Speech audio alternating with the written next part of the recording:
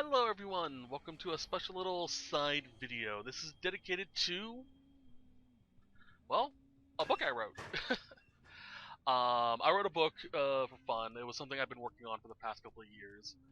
It's something that was just sort of a little fun project I did with my friends, but they just sat there like, hey, this is kind of interesting, why don't you write it? I'm like, okay, sure.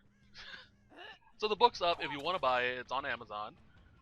There will be a link in the description if you want to check it out. I would appreciate it because I do really want to get into writing. I love writing. I love telling stories.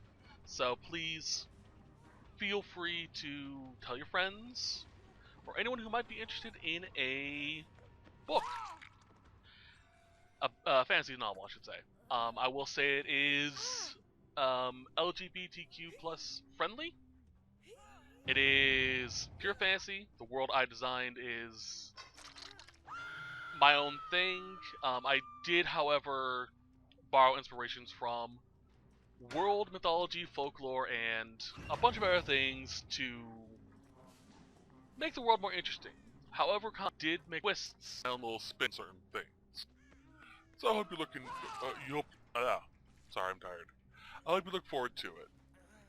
I'm going to be doing a series of videos starting today, and every so often, basically filling out the lore, the setting, and a few other mechanics of the series. That way, if you ever want to have your friend or whoever you want to look at this video, you can give them a basic understanding of the world I created. This video is going to be dedicated to the setting, specifically, as well as a major historical event in the story. It's alluded to throughout the story, but not really elaborated upon because not a lot of people know about it in the context of the story.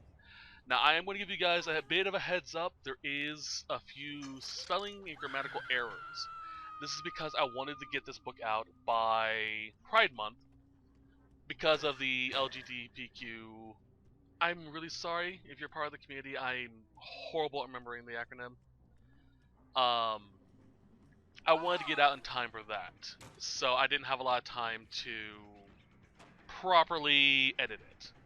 If there is enough interest in the book, I do plan on continuing the series. I have 4 more stories I can tell with a 3-part sequel series afterwards.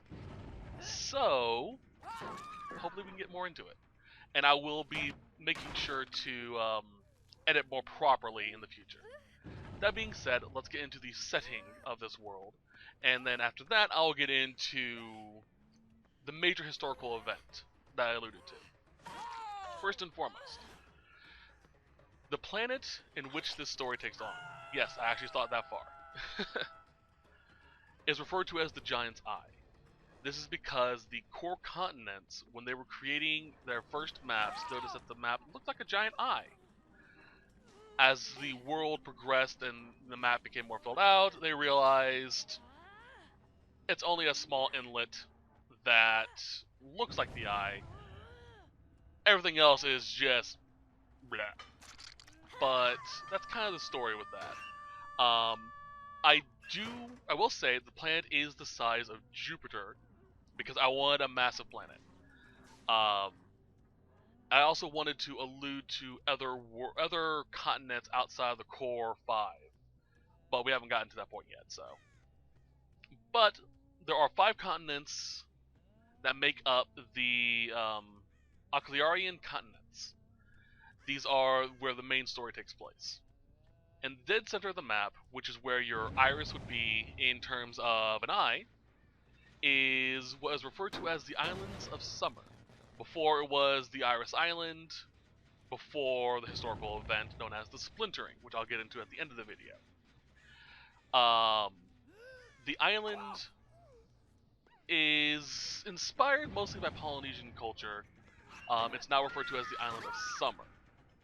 It also was inspired by Venice for the waterways.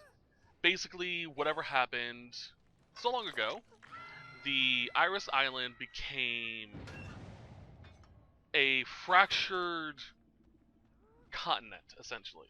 There are many different rivers and streams and lakes that make up this land.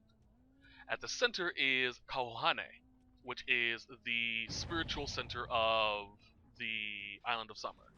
It is where the one of the four seasonal elves, known as the Elves of Summer, the main character is an Elf of Summer. This is where they have a spiritual center, a focus point. Um, it's where she grew up, basically. And yeah, basically that's it. It's based around Polynesian culture, Maui. The reason why I did this is because they are islands. So I wanted an islander feel to it, and the only real continents that I could think of off the top of my head while writing were Hawaii and Maui. So I kind of went based off of that. It didn't help that I was watching Moana at the time when I came up with the idea for the island itself. So if you want a good visual representation of the Elves of Summer, just think of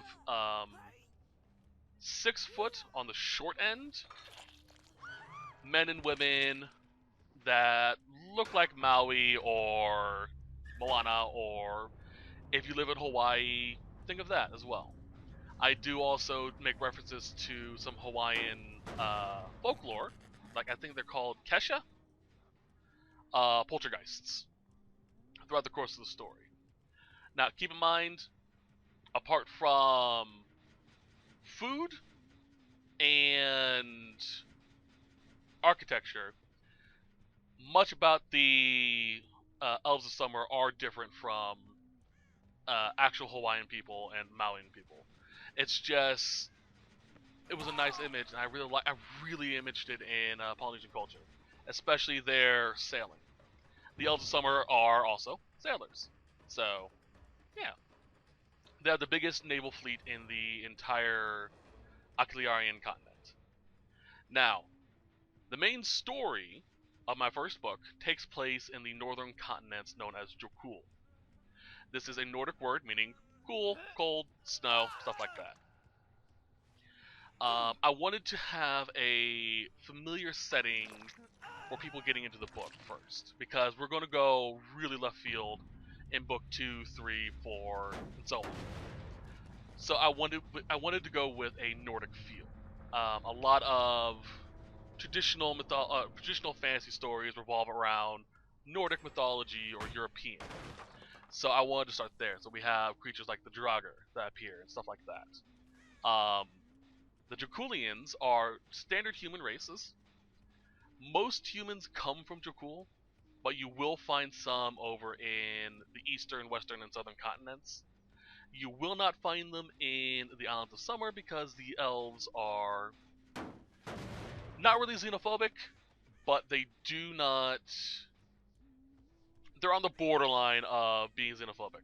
The borders are open, but they don't really travel away from their home island because they're just very spiritual and stay there. As for the Draculians, they are a very hardy people, very strong, muscular. They basically are Vikings, essentially, if you want to put that thought process into your mind. Um, I was inspired by Nordic mythology from Assassin's Creed Valhalla and Skyrim when creating this race, as well as the Draculian continent. However, I did want to bring in some of my Irish ancestry here. So I brought in the Fae, which are a race of creatures from Irish and Scottish mythology. Now, when you think Fae, you usually think, fairies and pixies and like that. That's not really the case with Irish Fae. Pretty much anything supernatural can be classified as Fae folk. Um, Trolls, goblins, Spriggan, leprechauns, Dullahan. These type of creatures are all considered Fae. And it is sort of a catchword for the Draculians to refer to anything spiritual. While there are Fae folk around the globe in this story, they are mostly concentrated in Dracul. There are 5 major houses that run Dracul. The 4 take care of the main boundary or main areas of the continent, with the 5th being the King Upon the Spine, which refers to a mountain range that is in the northern portion of the continent. We spend most of our time in the Rest Hold, which is where the story takes place, and is ruled over by one of the 4 lords that answer directly to the King Upon the Spine. The King Upon the Spine refers to the mountain range, which is referred to as the Serpent's Spine.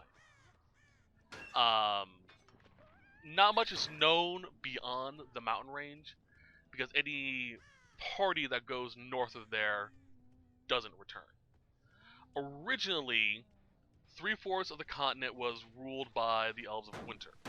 However, during the collapse, or during the collapse, during the splintering, which is the event I'll explain a little more on at the end, the Elves of Winter just vanished. The Elves of Winter were inspired heavily by East Asian culture, Chinese and Indian specifically.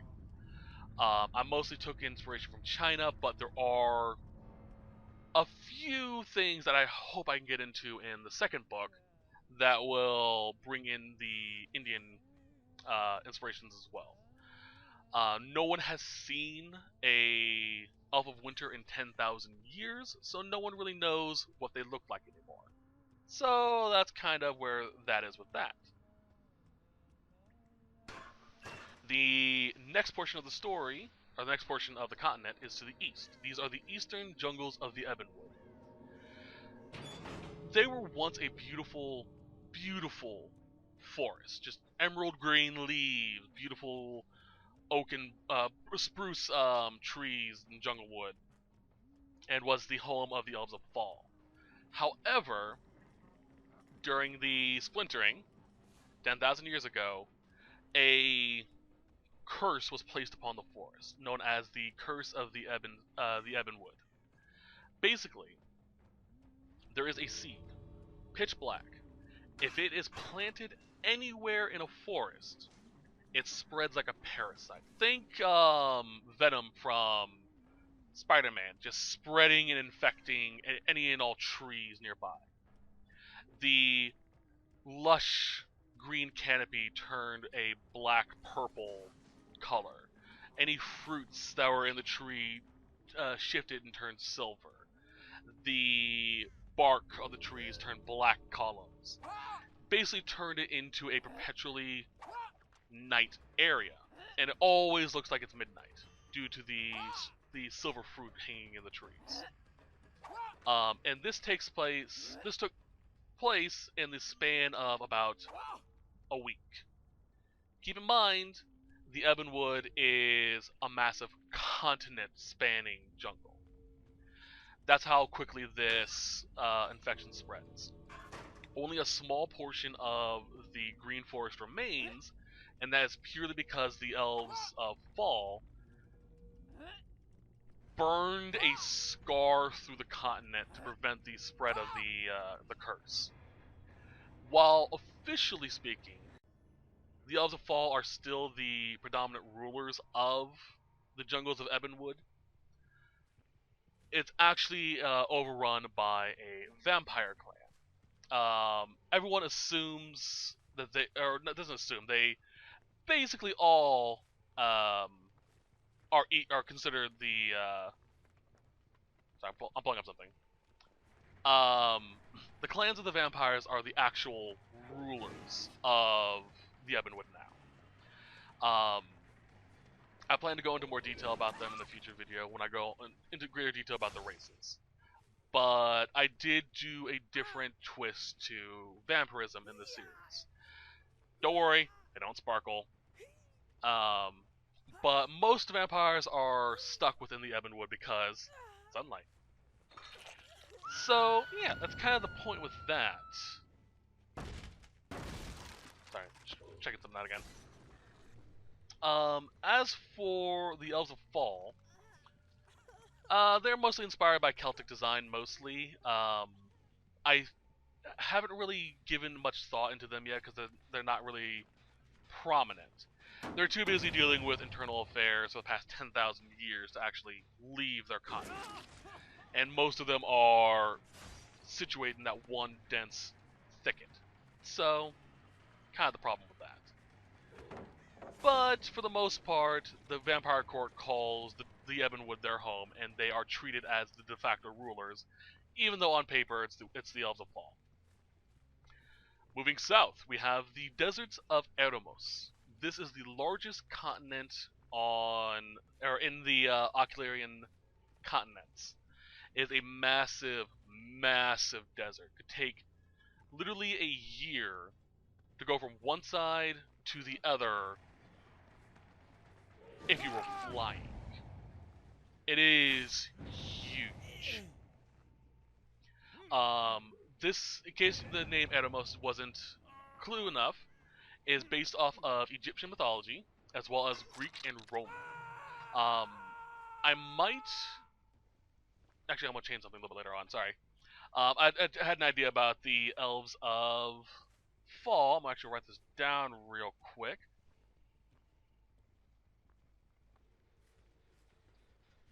I love doing that. Okay. Sorry. Um, they are the home of the Beastkin, which are the beast races. Beastkin are a bit unique. I'll get into them a little bit more later on, but think of them like any half-human, half-animal hybrid. Centaurs, minotaurs, mermaids to a certain degree, sphinxes. These are all considered of the beast race. Now, there are some creatures that would be considered beast races but aren't due to their affiliations. For example, the Arachne, half spider, half humanoids. They are not considered the beast races because they refuse to be accepted as one. They say, no, we are better than you, we are not one of them. So there are some races that are bestial in nature, but not entirely. Lycanthropes don't count as well because it's a curse. But the continent of Eremos is ruled over by a 10,000-year-old sphinx. She spends most of her time sleeping. Whatever happened during the splintering has had her unconscious for most of that time period. She will sometimes have moments of lucidity, but for the most part, she sleeps. So a lot of her ramblings, or a lot of her times where she's actually able to speak, is spent either eating, so she can get her body mass back up and actually not, starve to death, or people can't really make heads or tails of what she's saying because she's 10,000 years old. She speaks in a really old dialect, which comes out as riddles. Kind of my little play on that. The last continent are the western plains of Hirit. I'm mispronouncing that, I know I am. Which is funny considering I'm making this up. These are the homes to the Elves of Spring. Now, this is mostly a love letter to my deceased grandmother. She loved our Native American ancestry, and I wanted to include a continent in honor of that. She very much enjoyed it, so a lot of the Western Plains is based around Native American ancestry. My Native American ancestry, Native American mythology, folklore, and traditions. They're a very nomadic race, always traveling. And by traveling, I don't mean just in caravans. They also have creatures that you can't really see that almost look like moving mountains or moving mounds, hills that move on their own. It's a little interesting. We'll see if we can get to that continent in the future book, depending on if there's enough interest in the book itself. But that is kind of my love letter to my grandmother who passed away, sadly. Um, the only static race in the Western Plains are the Dwarven people. They live mostly underground because they are referred to as the Children of Stone. And by stone, I mean boulders. I know in traditional folklore, dwarves are considered, on the shorter stature. I kind of wanted to change that a little bit. I was inspired mostly by Darksiders' Maker race when creating my dwarven characters. So if you've played Darksiders, you know where I'm going with that. They're these tall, muscular people. Um, like a short dwarf is 6'2". That is a short dwarf. um, a tall dwarf is anywhere between 7 to almost 8 feet tall. So they get big, and they are, like I said, built like muscles or built like boulders.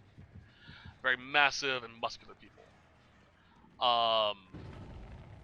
They do have I'm thinking about working this way. I'm not sure what I'm going to call it yet, but I'm inspired by the Dragon Age dwarves as well, with the deep roads. I want a underground connecting series of dwarven cities to work that out, but I haven't decided how I'm going to work that yet, considering it is 5 major islands. Well, not islands, continents. Three continents technically. 2 of them are connected, and yeah. But that's it for that, pretty much. We'll see how that goes. As for the lore, I've mentioned a few times of the splintering. The splintering is a historical event that happened 10,000 years before the major story event, before the main story of the book. Basically, before 10,000 years ago, the entire continents were covered in snow. Something happened. All records are lost from that time period beyond a few scant bits of information that were carved in stone or etched in metal. The dwarves mostly had all of this information because they kept it underground, thankfully. And you get little bits of information here and there. It's how they know about the Elves of Winter, how they know that the continents were once covered in snow, why they know that the Islands of Summer were once called the Iris Continent. But something happened, and during that event, the Iris Continent was shattered, or splintered as I refer to it, creating those cracks and streams and rivers. And whatever caused this melted the snows to the east and west and caused the desert to the south. Again, no one knows what happened because there's no records. The only people who are old enough to recall what happened is the Sphinx Queen of Eremos, who is asleep most of the time or rambling, or the Court of Vampires to the east. And they are very reclusive, they keep to themselves, and tend to eat anything that comes in there. I forgot to mention that the Ebonwood is filled with undead. So, a lot of people anyone who goes into the Ebonwood, you have a small chance of surviving. But the event wiped out the Elves of Winter in their entirety, as far as we know. And basically wiped out almost 90% of the population of the Clerian continents. Before then, it was sort of a golden age of magic and technology, and they were just immediately slapped back into the Stone Age. It's only now, during the book's story, that peace has begun to come back.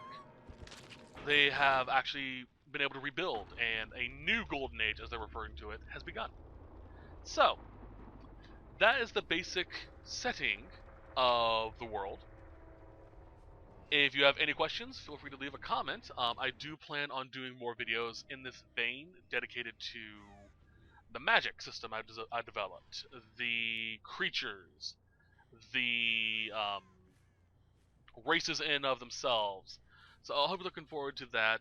Some videos will be longer, some will be shorter. But for the most part, yeah. If you're interested, there will be a link in the description. Feel free to check it out. Otherwise, there is a link in the main page, right next to my Twitter. And on my Twitter, I will be more than happy to answer questions as well. You can also find a link to the book there as well. The book title, by the way, is called The Tales of Mahina From Summer to Shadows. I thought it was a fun subtitle. But I hope you guys look forward to more of my work. I hope you look forward to more games. And I hope if you actually do read my book, you like it, because I spent a lot of time working on it.